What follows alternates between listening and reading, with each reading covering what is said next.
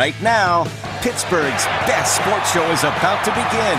Call us or tweet us. We got things to talk about on the Ireland Contracting Nightly Sports Call. All right, Ken, thanks very much. Good evening, everyone, and welcome to the Ireland Contracting Nightly Sports Call. We're talking sports even in the commercial breaks. 412-575-2600 is the number to call. You can also tweet us tonight at KDPomp, at Paul Zeise. And we're here talking about all things going on Pittsburgh sports and other things as well. There is a National League wildcard game in progress. Colorado 1-0 lead over the Cubs. 7th inning. Cubs have the bases loaded. And Jason Hayward at the plate. So we'll see what happens there. This is a winner-take-all scenario. Whoever wins moves on to take on Milwaukee in a divisional series. So we'll see how that works out. Tomorrow there's an American League wildcard game. Let's talk first about the Steelers. And Mike Tomlin today pretty much said what I expected him to say, which is there's nothing new on Le'Veon Bell. I'm not talking about him. We haven't heard from him. It's business as usual. But last night, of course, he went on with ESPN and said basically he's coming back on the bye week. Now, he said things before he hasn't followed up. If he does, it would make sense. I think this is more kind of a try to rehab my reputation situation more than anything else. Paul Zeise, get your take on that. And those of you out there want to call in and let us know what you think, please do. But, you know, he's been getting battered over this whole situation. Whether you believe he's right or wrong, still, it seems to me like he's coming out trying to say, okay, I'm going to come in. And if it's all about the money, he should have been here earlier. But it's not about the money if he comes in week 7. I would imagine just to get that final thing off his thing so he can become an unrestricted free agent. Yeah, I think that's what he wants to do. He wants to become an unrestricted free agent, and he wants to maybe even try and help the Steelers win a Super Bowl. I mean, let's face it. He comes in and plays. He wins a Super Bowl. That makes his value how much more. So, you know, the bottom line here is with Le'Veon Bell, he's going to come and play. The only thing I don't understand is he's talking about how, you know, he could tear a ligament and this and that and the other thing, and he has to be concerned about that. But that's going to happen if he plays it. You know what I mean? That could happen anyway. He could play one half and be, you know what I mean, be done. So, because it's kind of a random thing that happens. So to me, you know, I understand the whole thing where he doesn't want 400 carries. Well, he takes one carry to get hurt. So one hit, one carry, whatever. So for his sake, you hope that he stays healthy. I think if he comes in and he helps him win a Super Bowl, he might get a lot of money. I mean, he might get a, you know, the kind of deal he's looking for. My senses are, Bob, he's not going to. No, I don't think so either. I think he'll get a nice deal, but it's not going to be what he wants. Yeah. It's not going to be Gurley guaranteed just because he's older.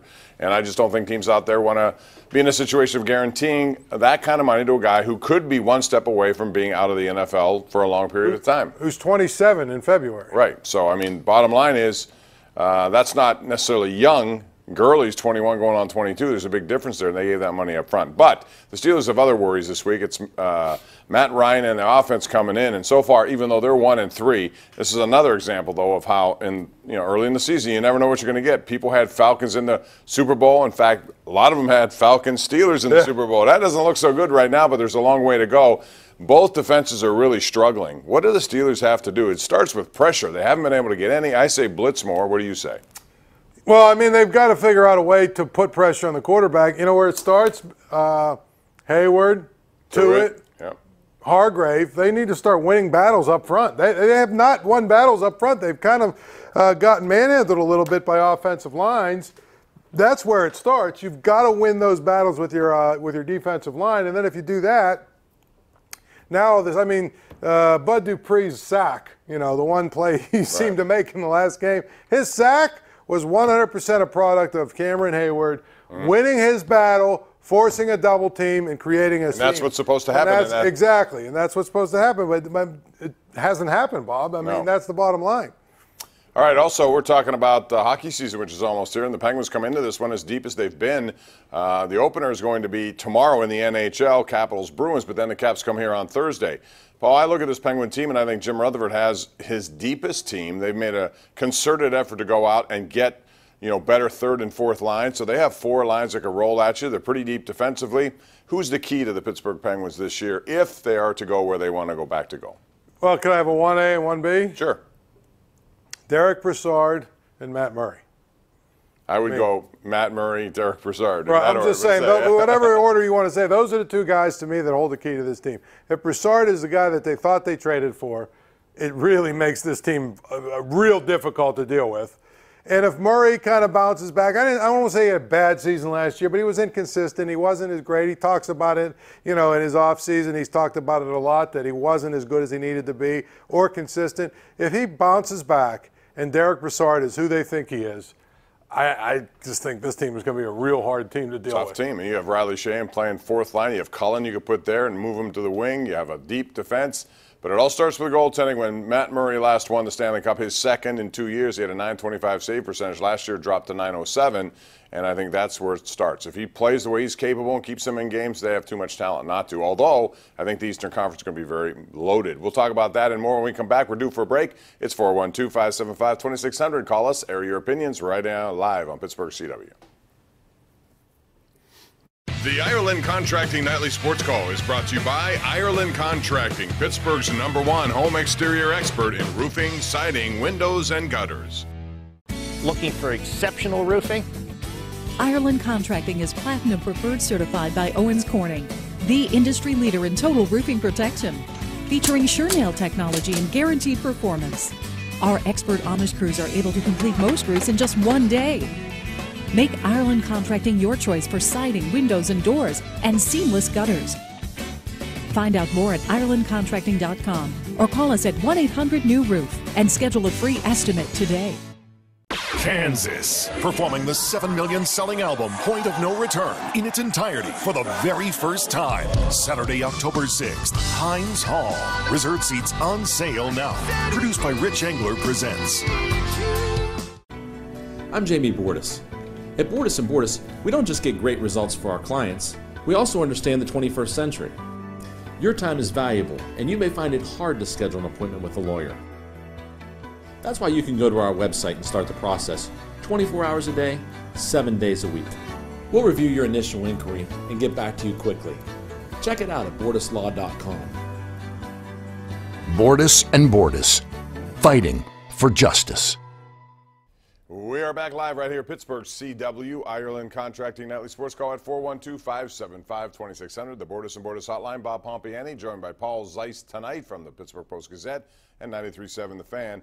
Got some tweets here about the Penguins real quick. Get to them. Michelle Altenhoff says, what are you guys' predictions for the Penguins? Can they win a cup this season? Sure they can, but they're also going to be very crowded. This Eastern Conference is better than it's been over the last 3 years, I think, Paul. Not just from Washington, trying to make a repeat, which is hard to do. But Toronto added John Tavares. They're real good. Tampa is still real good. I think Philadelphia has a really good top. There are a lot of good teams. Yeah, that's Columbus, good. too. I mean, Columbus is probably, the 7th or 8th best team, and that tells you how good everyone is. I mean, Boston's good. Mm-hmm. Toronto's good. Tampa's good. The Capitals obviously are good. The Penguins are good. Columbus is good. Philadelphia, I think, is going to be better. New Jersey's a good young team. Made the playoffs last year. So, to me, you look at it and you say, it's going to be a grind. And then you look at the West and you're like, I guess you got Winnipeg and... Well, Nashville's probably my pick. Nashville's Winnipeg and Nashville are probably the two teams. And then after that, there's probably a pretty big drop. Yeah, the only thing I'll say is that San Jose added Erik Karlsson along with Brett Burns. Those two are the best at what they do. But we'll see. I mean, it's going to be interesting to see. That team, their best players are getting old, aren't they? They are, yes. But they still have some talent and younger guys, too. Albert in the South Park. What's up, Albert? How are you? Oh, hi there, Bob. First-time caller. Love the show. Appreciate it. Thank you. Yeah, I just want to make a couple comments on the Steelers. First, on the defense, remember that old where's the O and Joe back in '89 with Joe Walton? Yeah. Well, now I think it should be there's no D in Butler. That's my new theme there. And on offense, I was looking through some stats there, and it has for the Steelers for this season, they got 12 more errors out of 4 games than they do second-half points. What do you mean Steelers errors? have been outscored. They've been outscored points in the second half this season.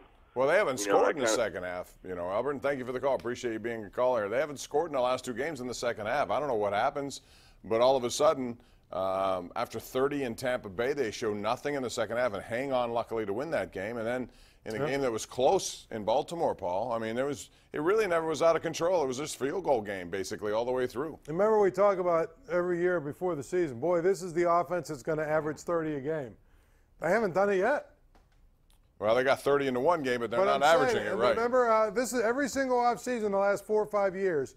You look at all the talent they have, and we've all said, boy, this is going to be the year they finally average 30 a game, and they haven't been able to do it. Nope.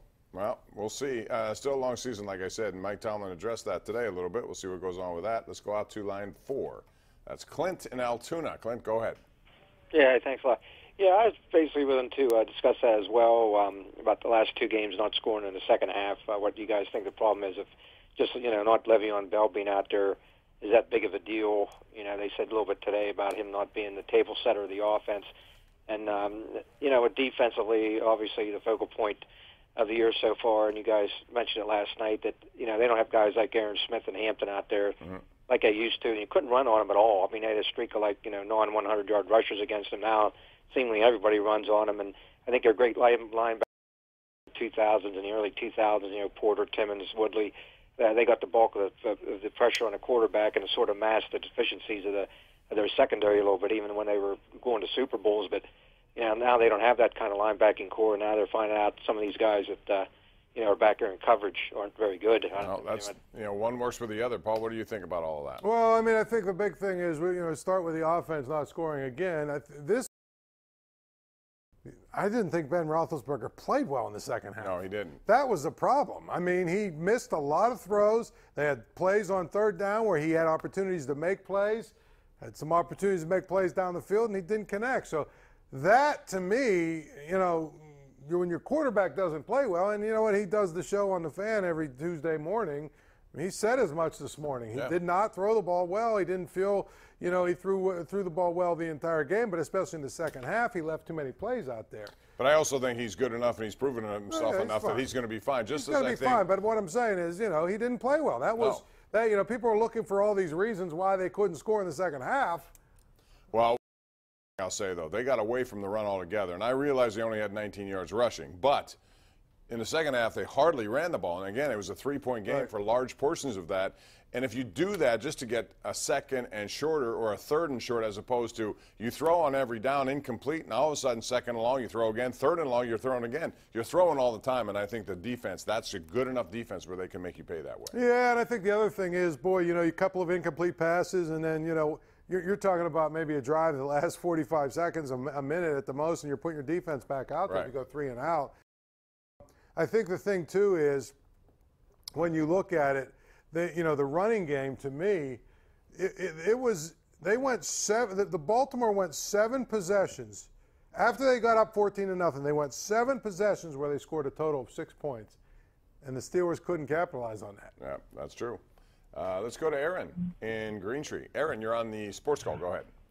How you doing, Bob? All right, how are you? Good. I just want to say is defense cannot stop Baltimore from running the ball. Well, Baltimore didn't necessarily. I don't know what you're referring to. I mean, they had an okay day running the football. It wasn't anything great. I thought Flacco. I thought their plays down the field, especially early in that game, set the tone for that game. Paul, Plus, Flacco had all day to throw the ball and pick them apart. So, I mean, the running game was a couple of those. Plays with, what's the backup? Alex Collins or Lamar Jackson. Oh, the quarterback. He made a couple of those little plays where he got 6 or 7 yards or whatever. But for the most part, their running game wasn't the problem. Right. The running game, they just couldn't stop it. They couldn't get the Flacco, and he basically picked them apart. Jim and Cranberry, you're up. What's up, Jim? How are you? Hey, how you guys doing? Good, thanks. Good. Hey, a few issues I have with the Steelers. One, I think they're very unlikable. This has gone back a few years.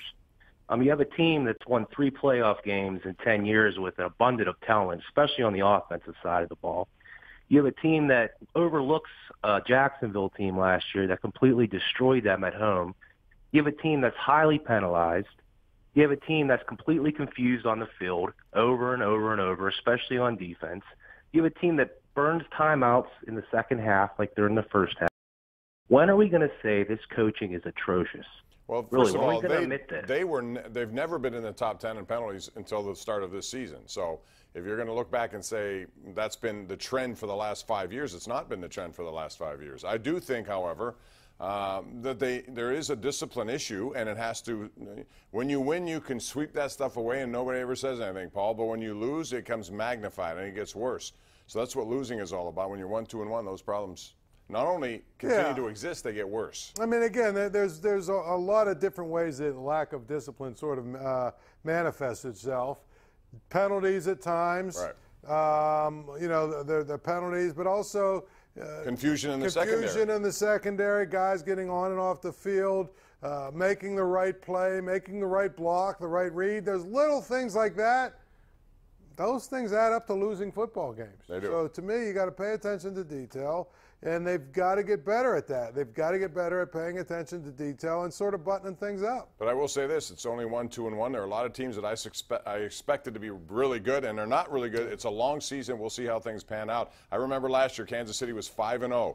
They already anointed, Super Bowl. They were unstoppable. What happened? The Steelers went in there, slowed them down, and then they didn't do so well in the second half. It's a long season. We're going to be back with more right after this on Pittsburgh CW.